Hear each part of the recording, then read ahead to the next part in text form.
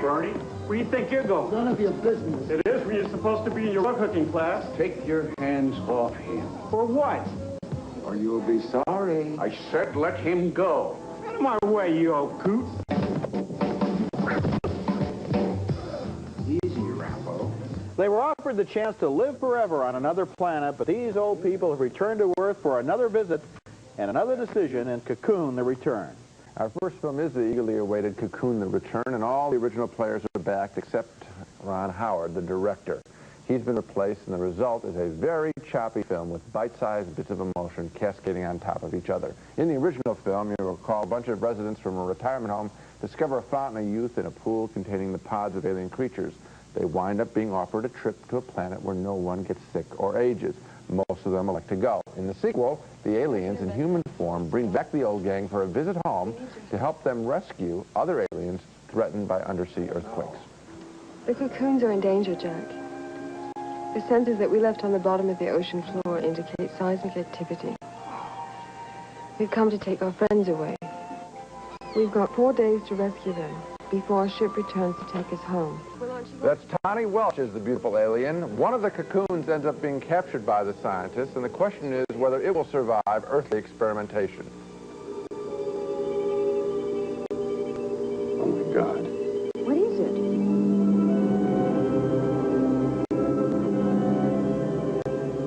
It's a life form. Much of the film has to do with the reactions of the returning old folks to being back home. Most of them realize they miss it, even the aches and pains. And what's going on? Well, it's been such a long time since you needed me for anything like this. I guess I kind of missed it. The oldsters have one other mission, and that's to help their friend Bernie, played by Jack Gilford, get over grieving his late wife. He refused to leave Earth in the first film. Maybe we should go keep him company. I see something that'll get his juices flowing.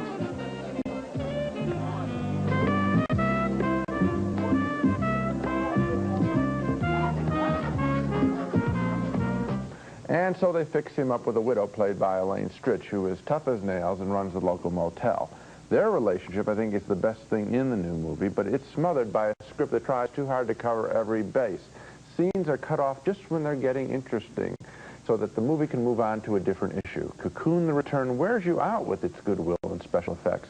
It's not a bad film, but less of it, fewer subjects, would have made this film so much better. Well, I'm not going to recommend the movie either, but I liked a lot of it. I liked in particular, and who could dislike, the performances of that wonderful cast, those older actors who are so filled with energy, so filled with warmth, and it's good to see them again. But the question I had is, why did they come back to Earth again? And the real answer is, so they could make this sequel. Right. There was no compelling, they've made their decisions, they've left. Now they come back so they can make their decisions and leave again.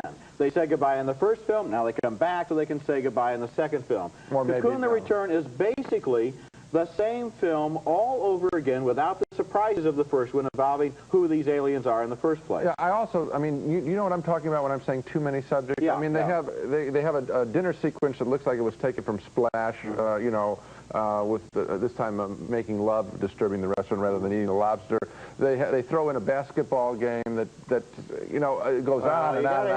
You can have the basketball game, that's the equivalent of the swimming in the first one. Well, what I'm saying is that there are too many different relationships that have to be updated, plus the subplot involving the kidnapped alien or the research scientist and so forth. That's one extra one. I mean, it's like a laundry list. The director, Daniel Petrie, I don't think had a sense of cutting this film down to the essential relationships and let that run. And even apart from that, like almost all sequels, it had no compelling reason really to be made in the first place. So, 2 thumbs down for Cocoon, The Return, a sometimes charming but overstuffed and unnecessary remake.